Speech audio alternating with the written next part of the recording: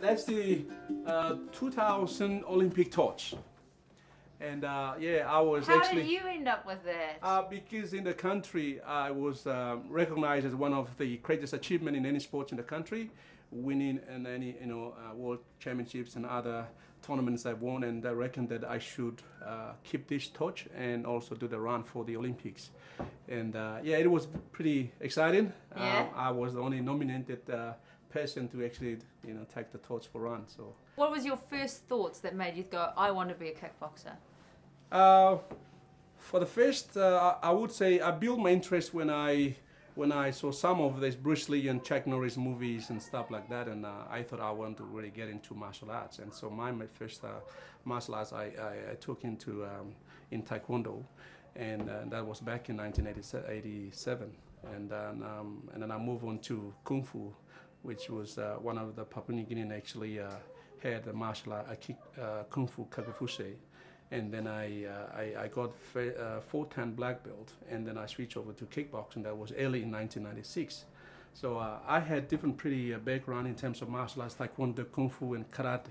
And most of the fights that I took part was also in different styles, which, in full contact Kung Fu, full contact Karate, and Taekwondo tournaments, and it was pretty different rules until I made up mind to become a kickboxer when I had an influence by Jean-Claude Van Damme in kickboxer. Oh, Jean-Claude Van Damme, Yes, right. yes. So would he be your hero or inspiration? Oh yes, he would be, because he was the first person actually really exposed kickboxing internationally on his movies and so forth. So as Papua New Guinea was a big hit when the movie actually came, so that's when people know nothing about kickboxing when I introduced kickboxing back in '96. And I even wrote to the England, and to the head office in England. I said, look, I'm interested in kickboxing. They said, well, you have to attend one tournament. So my first international event that I took part was back in Dublin in 1997. And then I made my way up through placing number 5 in the world. So they said, well, you qualified, you can be a representative. So, and then I start, organizing and setting up schools in which they have helped me a lot of syllabus and the skills, and then also took part in a lot of training in Australia and Thailand and places like that. So became very strong very quickly. So you're known as the Headhunter. What does that mean? My promoter actually gave me my name, named me Stand the Knife, which was my fight name. But I said I don't like so much of violence in that kind of contact with the sport. But I want something more natural and something more represents a traditional kind of a background. And he said, well, what do you think?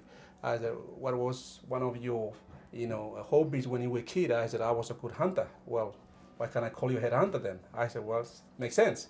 So that's how we came up with the name. That was my first knockout in Melbourne when I had this international bout, and I had a head kick right to the head, and that is I won that 4 times in a year of knockout awards. So my promoter reckoned I should have that name, Headhunter. Yeah. Do you think it's important as like a kickboxing fighter to put on a big show and be an entertainer as well? I like entertainment. I like to be a showman. I don't want to be a mean fighter that knocks someone out and walks out and starts celebrating, dancing around. I don't like that. I want to knock a person and then bring them up again and say, sorry. It's a sportsmanship. It's something that I want to show them I'm just a sportsman. But I'm good because I train hard and I deserve a win at the end of the day. So yeah, I don't want to become a mean fighter like everybody does. Yeah. Did you wear a costume?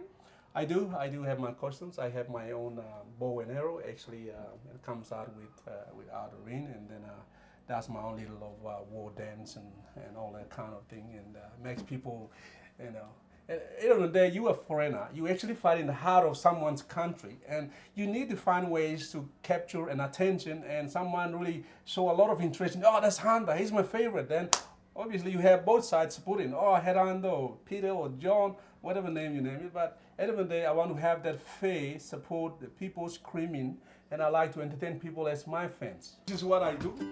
It is like, you just pretend more, showing off your confidence and showing how strong your legs, and you just show people how passionate about your skills and how you can able to get the opponent itself.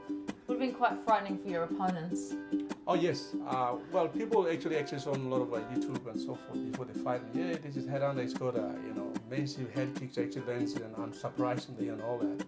And then all of a sudden they study more of that. And we all fighters, we actually try to understand everybody's weaknesses and the advantage they have before we can have a good plan in fighting. But yeah, I'm sure that a lot of fighters would be frightened just to see what some of those footages. Yeah. If I hadn't met you and known how friendly you were, I would have been quite frightened. Yeah. Well, there's a lot of people are saying. Well, they describe me. A lot of people are saying that. Well, Stanley doesn't look that. Outside of the ring, he's just like a butterfly and been lying in the den when he's in the ring.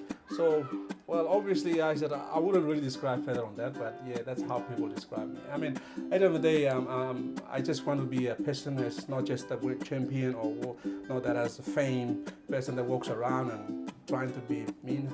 I want to be just like everybody else, but I'm just good in what I do, and that's all I want to do. I like the butterfly, Stanley. Oh, thank you. Thank you. Hey, I'm Stanley Nandex. And we are from the